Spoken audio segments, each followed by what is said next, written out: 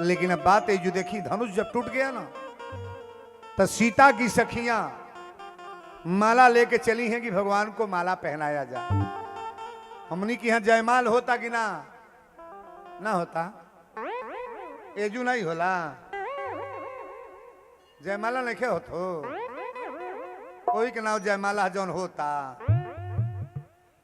100 जने जूता चप्पल पहिर के मंचे पर चढ़ जाता लोग, कब ओकर शिल्पी लेता ना, कब ओकर लेता ना, कब वो ने 5-5 घंटा में माला परता होता था।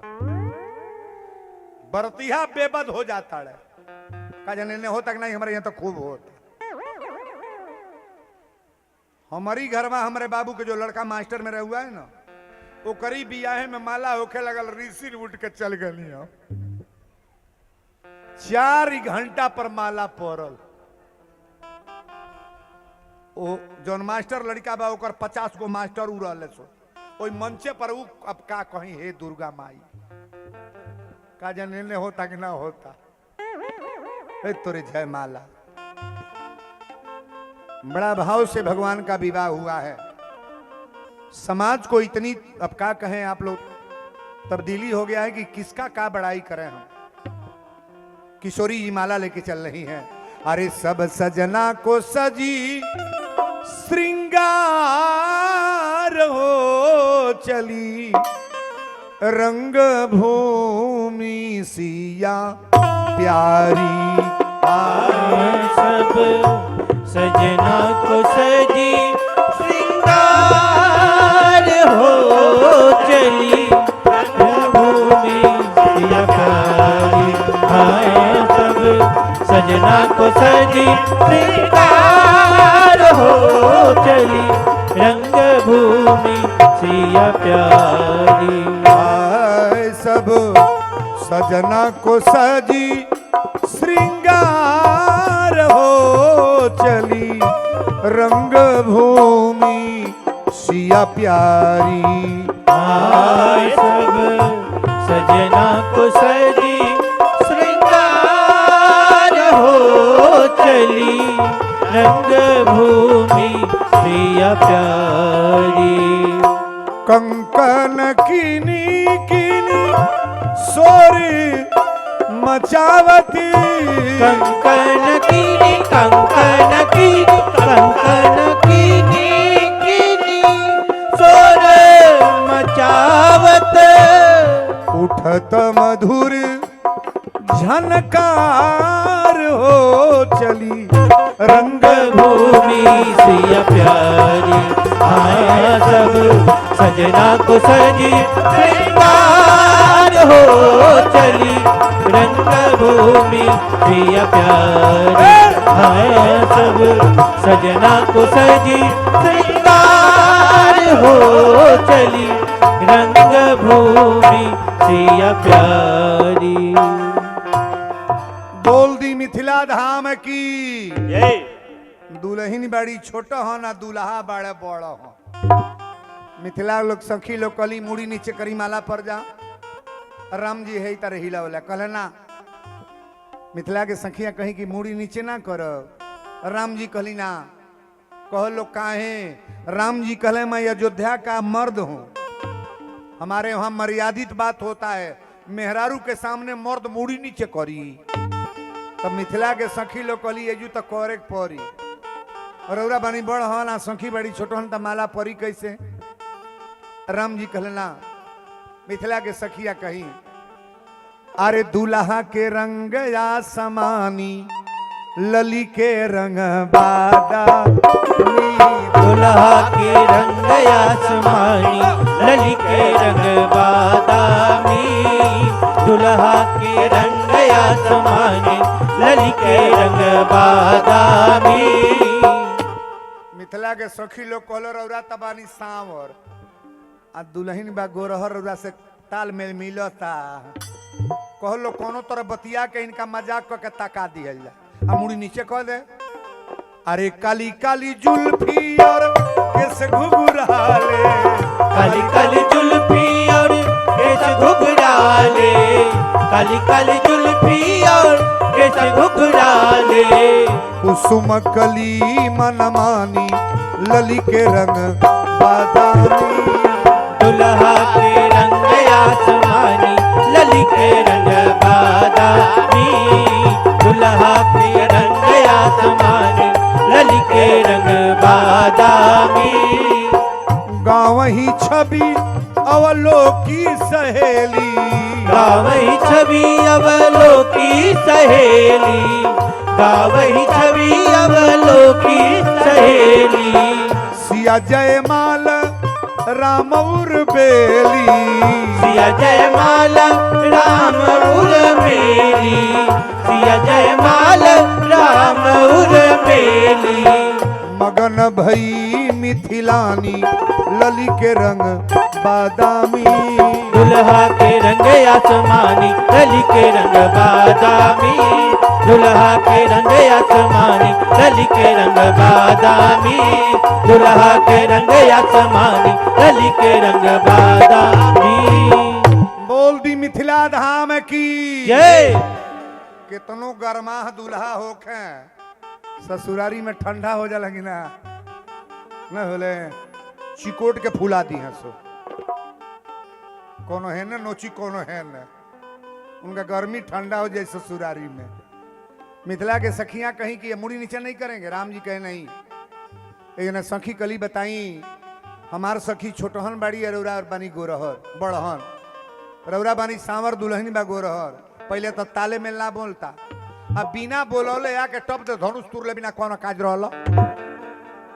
रस के कहल तुरे के राम जी कहले ते बेइज्जती करी है सो का हो। लक्ष्मण जी कहले दू गो बात और बोलबा जा तो हम बोलो। एगो कहलस कि अच्छा तो धनुष ना धनुष तो टूट गल ठीक बा माला ना पड़ी। राम जी कहले ना मुड़ी नीचे ना करब। एगो ओई में चिटिका रहल कहले से मुड़ी नीचे कैसे करी है। इनके अयोध्या में इनके लोग कमाई खीर खा खा बच्चा पैदा कैले बाड़ी। राम लक्ष्मण के जन्मवा कैसे भल खीरिए से न। लक्ष्मण जी कहले भैया हम बोलो। राम जी कहले मारी करबे जो ससुरार ना हो ना चुपैल। लक्ष्मण जी कहले बोलो। फिर एक बार कहलस कि लोग कमाई खीर खा खा 4 गो लड़का पैदा कैले बाड़ी। लक्ष्मण जी कहले भैया हम बोलब चाहे झगड़ा हो चाहे मारी हो। कहले हमारे यहाँ तो अयोध्या में खीर खा खा बच्चा पैदा होला।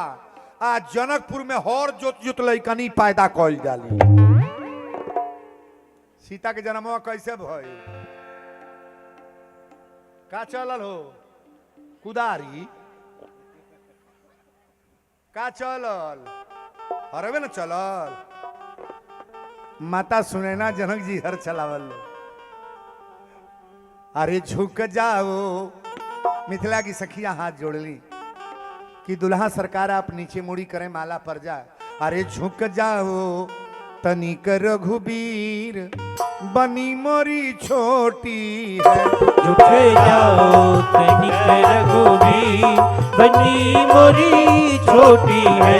झुक जाओ तनिक रघुबीर बनी मोरी छोटी है। खड़े खड़े पग दुख न लागे। खड़े खड़े पग दुख न लागे। खड़े खड़े पग दुख न लागे। तोहे दया नाही आवेला बेपीर बनी मोरी छोटी है। तोहे दया नहीं आवेला बेपीर बनी मोरी छोटी है। तोहे दया नहीं आवेला बेपीर बनी मोरी छोटी है। अच्छा एक बात और बताइएगा पूरे रामायण में लक्ष्मण जी सीता जी के माता कहले बने कि भौजी बोला कहो। अरे सुमित्रा जी ने कहा है अयोध्या कांड की चौपाई पढ़ना कि तात तुम्हारो मातु वैदेही पिता राम सब भांति सनेही। पिता राम सब। लक्ष्मण जी की माता किनको मानी गई है सीता जी। लक्ष्मण की माता सीता और लक्ष्मण के पिता कौन है राम दशरथ जी नहीं। इमारत की चौपाई में बोल रहा हूं। बड़ा प्रेम से विद्वान लोग सुनेंगे। लक्ष्मण जी कहना चिंता न करी, जब हम बटले बानी तब मुड़ माला ना पड़ी। लक्ष्मण जी कहना चल तनी गोड़े पर गिरे, आ गोड़वा पर गिरब तो भैया निहुर के उठावे लग टप दे माला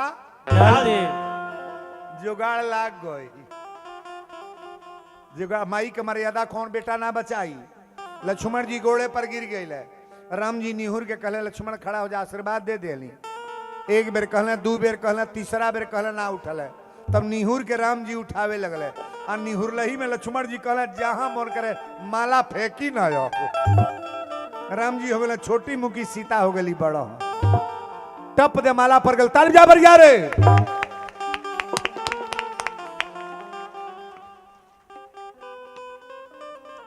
अब एजू राम जी दुल्हा कहले कि दुल्हा धीरे धीरे चलिया, अरे ससुरारी गलिया।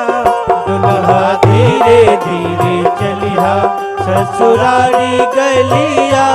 दुल्हा धीरे धीरे चलिया ससुरारी गलिया।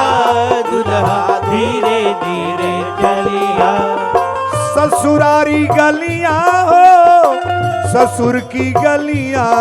ससुरार गलिया हो ससुर के गलिया। ससुरार गलिया हो ससुर के गलिया। पहुना धीरे धीरे चलिया ससुरारी गलिया। पहुना धीरे धीरे चलिया ससुरारी गलिया। धीरे धीरे चलिया। गावेले वीरेंद्र बाबा हंसे कलिया। गावेले तिवारी बाबा हंसे कलिया। ये जी गावेले तिवारी बाबा हंसे कलिया। जीजा धीरे धीरे। अच्छा यहाँ जितना लोग आइल बा, हमनी के राम जी के काम मानल जाला। राम जी को आप लोग काम मानते हैं? राम जी को भगवान मानते हैं कि भाई मानते हैं? आगे पहुना नहीं बोलोगे? इज्जत कौने में बा? भाई मानने में, रिश्तेदार मानने में कि पहुना? बोला ना, पहुना मानने में इज्जत है ना। सीता जी को आप लोग क्या मानते हो? बहन मानते हो कि साधारण नारी? सीता मैया को तो बहन मानते हैं हम लोग ना। बड़ी सुंदर प्रसंग आज का है। और विवाह तो बहुत लोगों ने आप सुना, लेकिन आज भगवान का विवाह वीरेंद्र बाबा कराने जा रहे हैं। धनुष टूट गई। तन बियाहे के गीत पहले का आवाज।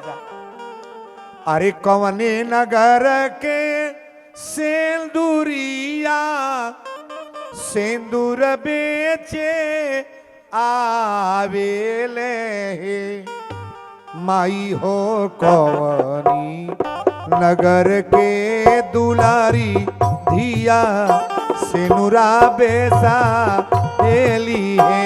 माई हो कवनी नगर के दुलारी धिया सेनुरा बेसा हेली है। माई हो कवनी नगर के दुलारी धिया सेनुरा बेसा हेली है।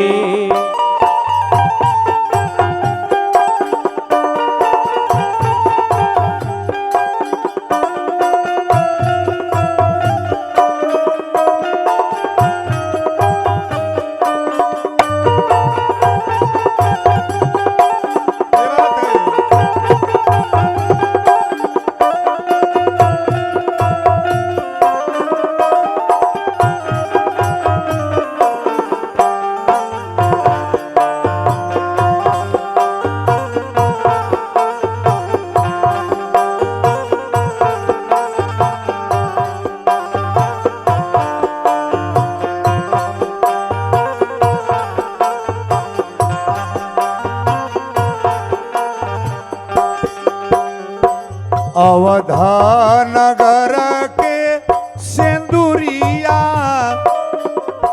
सिंदूर बेचे वेले अवधा सिंदूर बेचे आवे नहीं अवधा नगर के सिंदूरिया सिंदूर बेचे आवेल हे माई हो मिथिला नगर के दुलारी धिया सिनुरा बेसा हेली है माई हो मिथिला नगर के दुलारी धिया सिनुरा बेसा हेली है माई हो मिथिला नगर के दुलारी धिया सिनुरा बेसा हेली है कह कह सेनुरा के मोल त सेनुरा खरी दबी है कह कह सिनुरा के बोलत सिनुरा खरीदबी कह कह सिनुरा के बोलत सिनुरा खरीदबी सिंदूर कौने मंगिया होई बच्चा टकारत बेटी बियाहल जइए सिंदूर को मंगिया हुई बा झटकारत बेटी बियाहन जई है सिंदूर को मंगिया हुई बा झटकारत बेटी बियाहन जई है बियाहे के गीत तनी बढ़िया लागल होगा तो ताली बाजो न वाह